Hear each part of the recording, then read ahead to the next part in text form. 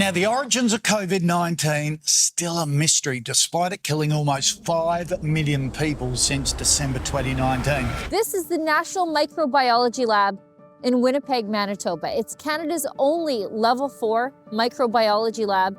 It's also the only Level 4 microbiology lab in the world that Chinese scientists outside of China had access to. This lab is also the site of an international espionage story 5 years in the making and a 3-year-long cover-up that goes all the way up to the Prime Minister's office. And that cover-up, as documents now show, involves gain-of-function research involving filoviruses from bats. Now, this lab is in a normal Winnipeg area. It's in a residential neighborhood, it's got businesses across the street, and it is near the head offices of Canada Blood Services. And this lab's proximity to all those locations should send a chill up your spine. Why? In 2019, 2 Chinese nationals working at the lab and their students were marched out of the building. They had been working with the Chinese military and transferring deadly pathogens, including Ebola, out of this lab and into the hands of the Chinese People's Liberation Army, with many of those deadly samples ending up in the hands of researchers at the Wuhan Virology Institute. The removal of Dr. Zhang Kui and her husband from this lab triggered a Canadian Security Intelligence Services investigation. That investigation was called the 2020 Report on Review for Cause of Security Status. That report was hidden from the public for 3 years, but 600 pages of it were just made public, and it is damning. We know as a country that increasingly countries like China and others are trying to either influence or get secrets out of our country. And that's why we have to continue to be extraordinarily vigilant about how we're making sure we're doing everything necessary to keep people safe, to keep our research institutions safe.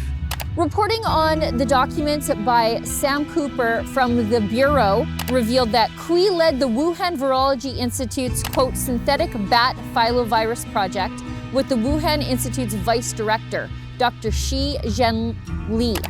She's known as the Bat Woman. Dr. Shi is the senior Chinese scientist that worked in 2015 on a controversial United States hybrid version of a bat coronavirus. The research, according to those CSIS records, was to assess cross-species infection and pathogen risks of bat filoviruses for future vaccine development purposes, which suggests that gain-of-function studies were possibly to take place. I'm going to walk you through the timeline, and you can draw your own conclusions, because we still don't know what's being covered up here at the National Microbiology Lab. Is it Justin Trudeau's own ineptitude and his complete and total disregard for the safety of Canadians? Or has Justin Trudeau been completely colonized by Beijing and the dictatorship that he admires so much, all to hang on to power? Or is this a cover-up of something much worse, involving Canada, the United States, and China? The information appears to be mostly about protecting the organization from embarrassment for failures in policy and implementation, not legitimate national security concerns, and its release is essential to hold the government to account. In other words, there was no national security reason why we couldn't have had this before. It was only because Trudeau didn't want the embarrassment. According to the official timeline of the COVID-19 pandemic, cluster outbreaks began occurring in November and December in Wuhan, China, with the Wuhan Virology Institute the suspected site of the release of the pathogen, intentional or otherwise. And as we all know, the global pandemic of COVID-19 was declared in March 2020, just a few short months later. But let's go back to Canada and this lab here. In June 2019, Dr. Kui, whose whereabouts are now unknown, her husband and her students were all marched out of the National Microbiology Lab and stripped of their security clearances for removing vials of some of the world's most deadly pathogens and then sending them to contacts in China. Fast forward to October 2019. China has either a problem or a plan. A whistleblower has alleged that the Chinese government intentionally spread COVID-19 at the October 2019 Military World Games in Wuhan, China. In a previous report, Rebel News revealed through a whistleblower that Canadian soldiers had been among those infected with severe respiratory illness at the October 2019 World Military Games in Wuhan, and that the Trudeau government had gone to extensive lengths to cover it all up. Either way, by November and December of 2019, COVID was on the loose and it was spreading across the world. Fast forward to June 2021, CSIS has wrapped up their investigation into the espionage at the lab behind us. But now, Ian Stewart, the president of the Public Health Agency of Canada, refuses 4 times to turn over the findings of the CSIS investigation to Parliament, becoming the first federal manager to be censured by Parliament since 1891. Then, 4 months after his censure, Stewart steps down and moves to the National Research Council. More recently, Stewart has just retired to a hero's send-off just weeks before 600 pages of the CSIS investigation into the lab that he oversaw were released to the public. Now, in that same month that Ian Stewart was censured, June 2021, Prime Minister Justin Trudeau sued the Speaker of the House, his own Liberal MP Anthony Rota, to block the release of those 600 pages of documents. Why? 6 weeks later, August 2021, Justin Trudeau calls a snap election completely unnecessarily in the middle of the COVID-19 pandemic, with multiple COVID restrictions in place in most jurisdictions. Oddly enough, while Justin Trudeau was holding a majority parliament.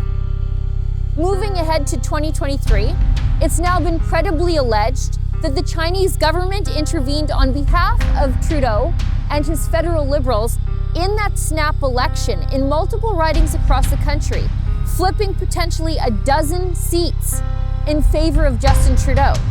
It's odd because it was an election he was set to win anyway. And while the Chinese government is credibly accused of meddling in the 2021 election, the Chinese government is simultaneously operating police stations on Canadian soil. So what was being grown in this lab by Cui and her team?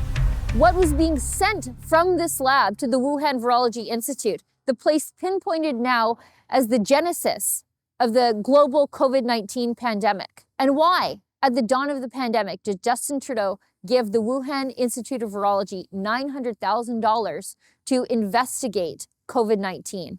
Did it have anything to do with Cui's research into bat filoviruses? Will we ever learn what Justin Trudeau knew? Will we ever learn why he acted so desperately to cover up and to continue to cover up what happened here in this lab?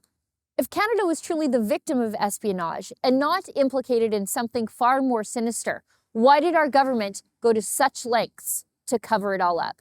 For Rebel News, in Winnipeg, at the National Microbiology Lab, I'm Sheila Gunn-Reid. I'm here in Winnipeg today with my chief documentary filmmaker behind the camera, Kian Simoni. We hopped on a flight because we wanted to show you the site of international espionage, and we wanted to show you how close it is to everything around it. If you want to support our important work from the field that nobody else is doing, please consider making a donation at rebelfieldreports.com.